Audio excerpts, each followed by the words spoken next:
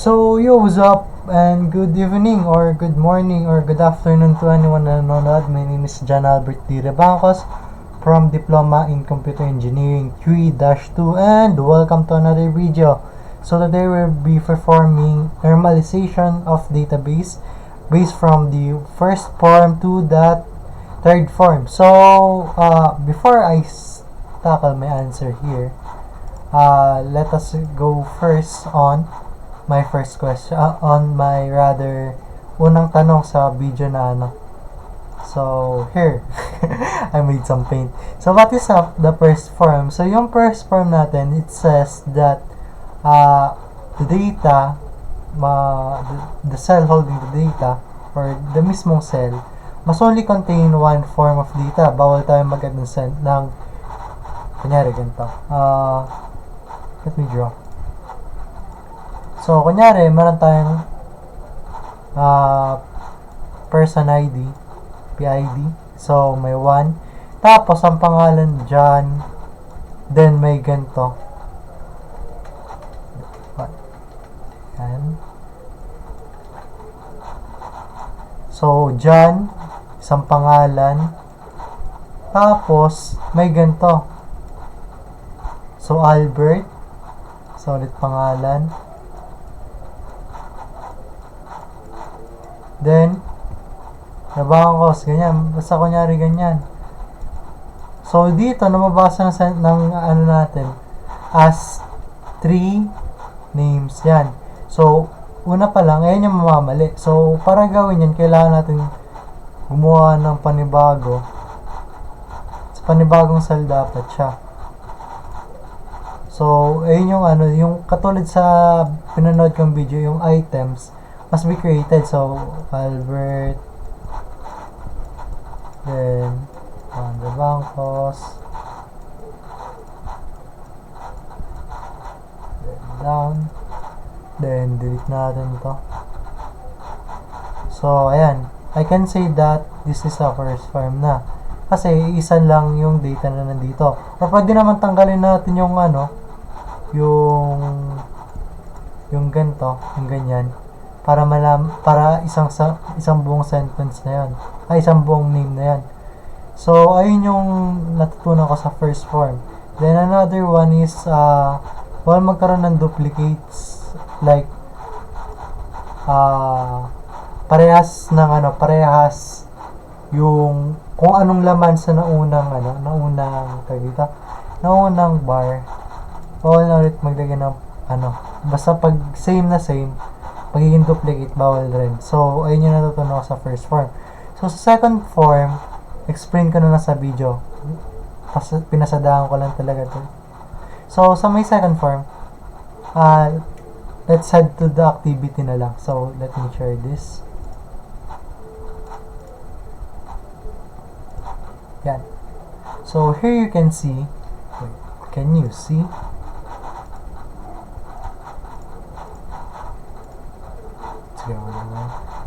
So, ayan.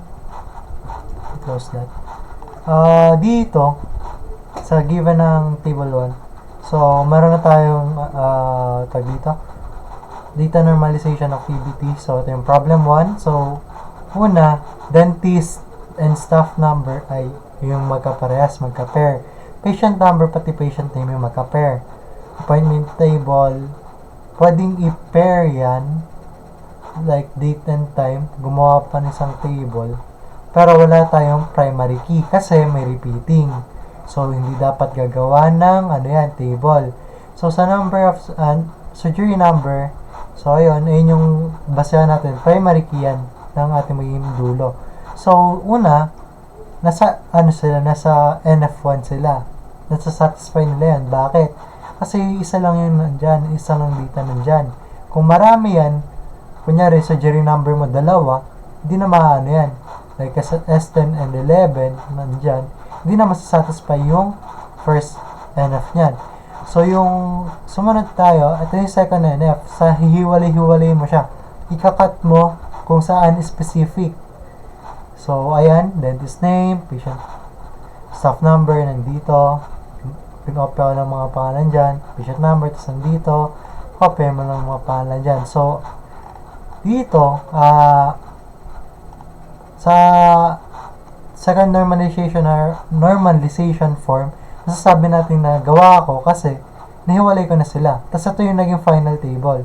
Sa final table, ito na yung staff number, patient number, so yung date, time, tapos number of surgery. Yun na lang yung ilalagay natin as modifier or as yung table na yan. Kasi yung nasa staff name or dentist name ay nasa staff number na. Nakadeclare na siya sa dentist table. Tapos, yung patient name, nakadeclare na sa patient number. So, yun na lang yung tatawagin natin dito. So, sa 3NF, we can satisfy that data is only stored once. So, ayan. Tama na yung 3NF natin dito. Pag mag-insert ka, ito yung mga anomalies kasi. Pag mag-insert ka ng dentist or patient, di mo na kailangan ng appointment kasi nakagawa ka na ng panibagong table. Dito mo na siya i-add. Unless nandito, gagawa ka talaga ng appointment. Bawal ka pa makapag-add ng dentist name or patient name para dito. So, ayun. Wait. Next dyan is yung updating. So, dito, if a dentist changed their name, you only need to update the dentist name. Not every appointment. So, dito kasi, may pareha sa dentist name. So, sa updating ng dentist name, update mo na lang yung dentist table, hindi mo na kailangan i-update lahat. So, ayun yung updating ng anomaly dyan. So, sa deleting anomaly naman, if you nag-delete ka, di mo na madidelete yung pag nag-delete ka ng appointment, ito lang, di mo madidelete yung patient name. Kasi pag dinelete mo yung dalawa dito, kunyari, dinelete mo yung dalawang S10, 11, madidelete na yung pangalan ng Tony Smith. Wala na si Tony Smith sa dentist table. So, ayun, di na siya makikita doon. Then, ayun yung sagot ko sa number 1. Sa number 2 naman, ganun din. Kita nyo naman, isang value lang ang nasa loob ng ating cells. Kaya, satisfy yung first normalization. So, dito, gumawa ako ng dalawang table. Yung my employee, which is yung number, name, then yung name. So, ayan, dyan ko nilagay. Sumunod, hotel number, then hotel location. So, iniisip na bakit hindi ko nilagay yung contact number. Yung contact number kasi, mayroong dalawa, di siya primary key kasi pwede siyang gamitin ng ibang tao. Katulad nito ni John Smith, dalawa yung contact number niya, yung 1024 tapos yung 1025. So, ayun, kaya hindi siya ginamit as a primary key. So, itong dalawa lang ang pwede natin gamitin, yung name tapos total number. So, ayun, gumawa ulit ako ng table para masatisfy yung normalization, second normalizational form. Then, ayun, satisfying third normalizational form lang din dito kasi nilagyan na natin siya. Yung name na lang, yung hotel number, contact number, pati yung hours per week. So, ayun, apat na yan is standalone siya. Independent yan. Kasi yung ito, pwede siyang gawing dependent sa ating So, ayun din, katulad sa na una, if maglalagay ka ng new hotel or new employee, kailangan mo pa magdagdag sa main. Unless kung hindi mo kung may sarili ka ditong table, ito na lang yung update mo, syempre. Then, ayun din sa deletion, insertion. Sa insertion, pwede ka na rin maglagay. Kunyari, gusto mo lang maglagay ng employee. Sa employee table ka lang.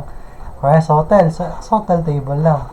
So, hindi mo na kailangan gumawa ng contact table or maglagay ng contact. Then, sa deletion anomaly naman, katulad ng nauna kanina, pag nag-delete ka, kunyari, ito, yung dinelete mo is yung C1024, madidelete yung name ni Diane Horsin, tapos yung ID niya. So, hindi mo na makukuha yan unless pag nag-delete ka sa gantong table, pwede mo pa rin makuha kung sino si anong nin ni Sarah White, ni Diane Arsin, or kung anong number yung hotel sa may Edinburgh or sa Glasgow. Then, ayun, sa modification, tulad ng sinabi ko ulit kanina, para same processes lang kasi. So, ito, pati yung nauna. Ang pinagkaiba lang nila is, actually, alis walang pinagkaiba. Mas onti yung columns natin dito. So, dito, pag nag-update ka, kunyari, update mo yung mag-update ka lang ng hours per week or ng e-name, hindi na buong ng e-name rather, e-name na lang kasi yun yung naka-table. Hindi mo na kailangan na i-update yung buo, yung as a whole. Pwede mo na lang siya i-update sa employee table. So, ayun yung mga nakikitang anomaly pag hindi third normalizational form. So, dito sa number 3, meron tayong SID, CID, SName, CName, grade, faculty, and F-phone. So, sa faculty, F-phone, and CName, pati CID, we can say na, we can say na this can be grouped. Then, bakit? Kahit na may repeating siya, isang pangalan lang naman, or rather, dalawang tao lang, si Hauser pati si Langgi lang, pwede natin i-normalize yan.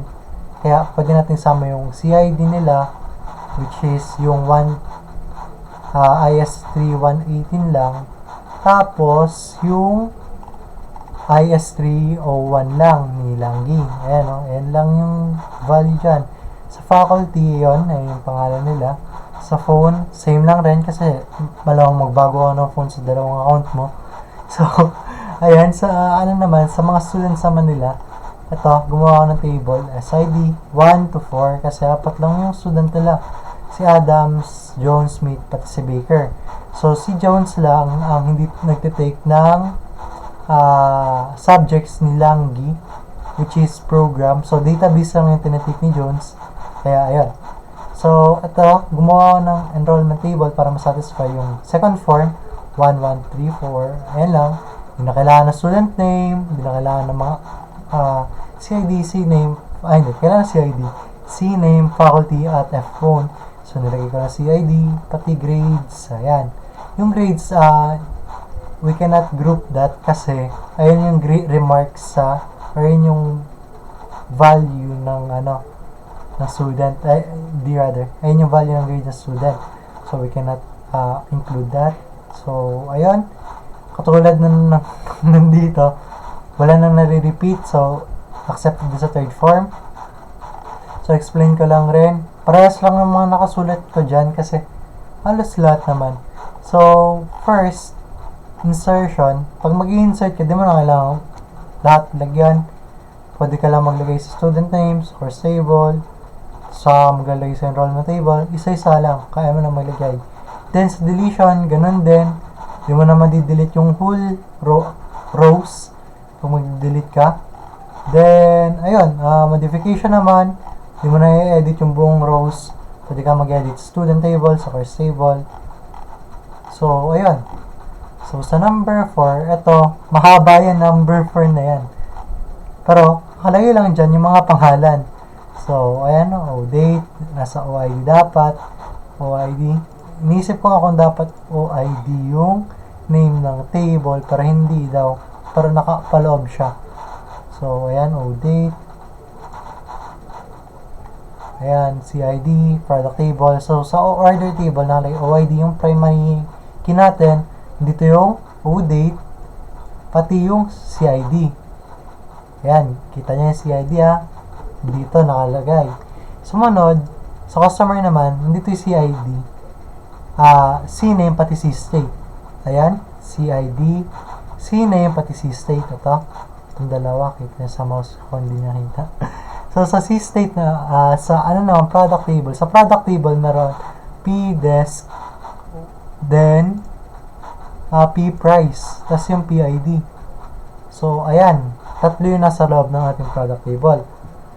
So, dito, bakit ganito yung table ko? At saan yung customer table dyan? Yung customer table natin dito ay napapaloob na sa order table. So, yun yung tatawagin.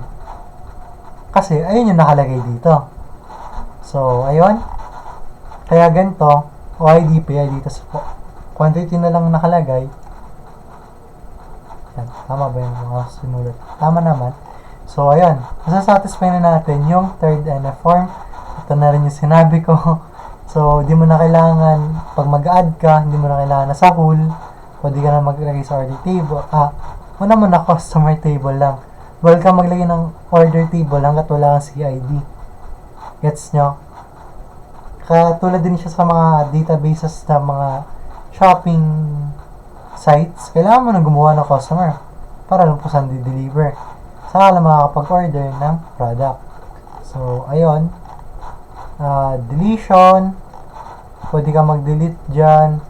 Same concept. May mababago ba? Ayun. Pag nag-delete ka ng customer table, feeling ko matik, madi-delete rin yung order table mo. Kasi, dependent yung CID sa customer table natin. Pag wala siyang makita doon, or null ang value nun, matik, zero. Walang value yan. So, ayun. Next dyan is update. So, kung mag-update ka ng customer table, di mo na kailangan baguhin yung buong table na yan. Di mo na kailangan mag-query na ganito, ganyan. Pwede mo na i-update sa table na mismo as a structure. So, sa number 5, ito yung tatlo nga ito, diba? Ayan, tatlo. Ayun yung tatlong table kasi pwede mong ihiwalay-hiwalay yan. So, nakita natin dalawa lang ng DID, which is finance and R&D.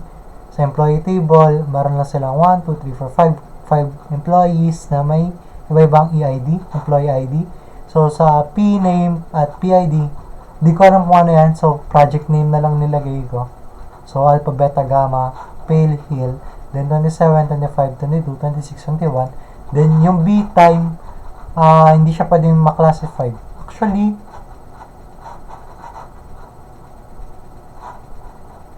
wait. Is B time can be stored as a value ng P name? Ay, hindi. Kasi, iba yung ng ID nila dito. So, you cannot put the P name, the B time in the P name. And, kasi ayun yung factors. May, iba-ibang IDs. Actually, 10. Kasi umulit yun dito. Kaya, mag-store yun. So, ayun. Kaya, 4 yung ginawang table. Sinabi ko na yun dito. Ayan, DID, EID, PID, tas yung B time. Kaya nilagay ko lang sa labas yung B time kasi magkakagulo yung internalization ng project natin dun. So, ayun, 3NF satisfied, wala na ulit na data, mas clear dyan. So, ayun, insertion ulit. Explain ko naman ulit. Sa insertion, di mo na kailangan magbuo. Kung maglalagay ka lang sa department, maglagay ka lang dito sa department table, employee table, sa project name. Ayun, project table to. Yan, project table. So, ayun, sa deletion naman, di mo na ma-delete ng full rows. Gusto mo ma-delete yung dito sa table, delete mo na sa department table. Gusto mo delete sa employee table, delete mo na dito. Kung kailangan i-edit yung full row. Then, sa update naman, ganun din. Kung mag-update ka, palitan mo pangalan ni Louie. Sa, employee table ka na mag-update, hindi na dito. So, yung natutunan ko dito sa normalization is yung structures ng ating database at yun lang po. Thank you.